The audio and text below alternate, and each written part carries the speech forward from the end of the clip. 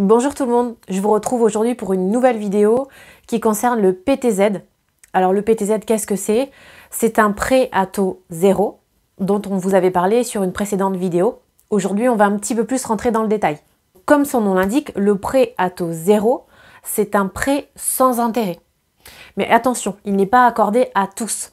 Il faut rentrer dans certaines cases et respecter certains critères pour qu'il vous soit accordé. Ce fameux PTZ est accordé par votre banque et il faut réunir certains critères, comme je vous le disais, pour calculer le montant du prêt à taux zéro et que le banquier vous l'accorde. Pour l'obtenir, tout d'abord, il faut que ce logement soit votre résidence principale. Il faut que vous l'habitiez au moins 8 mois par an. Ce PTZ peut être accordé pour un achat dans l'immobilier ancien, mais dans ce cas-là, il va concerner une partie de travaux, que ce soit des rafraîchissements ou des travaux plus importants. Il faut savoir que sur l'immobilier ancien, le PTZ sera moins important que sur l'immobilier neuf. Dans l'immobilier neuf, ça peut concerner soit un achat avec un promoteur, soit pour la construction d'une maison individuelle avec un constructeur de maison ou autre. Comme je le disais en introduction, ce PTZ va être différent selon votre situation, selon la zone et d'autres critères. On va les voir ensemble plus en détail. Le premier donc de ces critères concerne l'emplacement de votre achat. Que votre appartement soit ou votre maison soit située dans une ville ou dans une autre, le calcul du PTZ ne sera pas le même. On va pouvoir déterminer plusieurs zones différentes. Donc il existe la zone A, A bis, zone B1, B2 et zone C. En sachant, pour vous y retrouver un petit peu, la zone A, en gros, c'est Paris et les grosses communes, les grosses agglomérations. La zone C, ce sont les plus petites villes. Pour Toulouse, nous sommes situés en zone B1.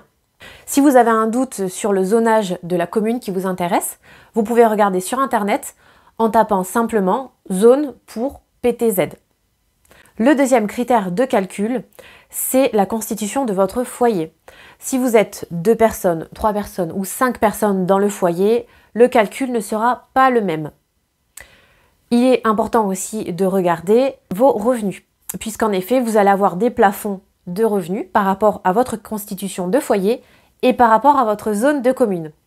Bien sûr, on s'en mêle un petit peu, mais on va vous mettre un tableau récapitulatif. Le montant du bien que vous achetez détermine aussi le montant du PTZ qui vous sera octroyé. Également, pour avoir ce PTZ, vous ne devez pas être propriétaire de votre résidence principale depuis les 4 dernières années. Il faut savoir que vous ne pourrez pas mettre en location ce bien, puisque comme je le disais, ce PTZ est accordé pour votre résidence principale. Si vous le mettez en location, il devient votre résidence secondaire. Et effectivement, si vous deviez le faire, il vous faudrait en théorie rembourser le montant du PTZ qui vous a été accordé. Je vous mets juste ici le tableau récapitulatif des plafonds de ressources par rapport à la constitution du foyer et au zonage. Petit conseil pour conclure cette vidéo, quand vous allez chez votre banquier pour faire une simulation bancaire, demandez-lui de faire la simulation ancien et neuf. Ça va permettre de pouvoir comparer avec les différentes aides quelle serait votre enveloppe pour l'ancien et pour le neuf. Parfois, les banquiers n'y pensent pas, donc il est important de vous le savoir pour lui proposer. Vous l'avez donc compris, le PTZ peut être très avantageux et vous permettre d'avoir une enveloppe plus importante, mais pour cela, il faut rentrer dans certains critères et dans certaines cases pour qu'il vous soit accordé. J'espère que cette vidéo vous aura plu. J'ai essayé de simplifier et de ne pas rentrer trop dans les détails. Donc n'hésitez pas à me dire si vous avez déjà, vous, obtenu un PTZ.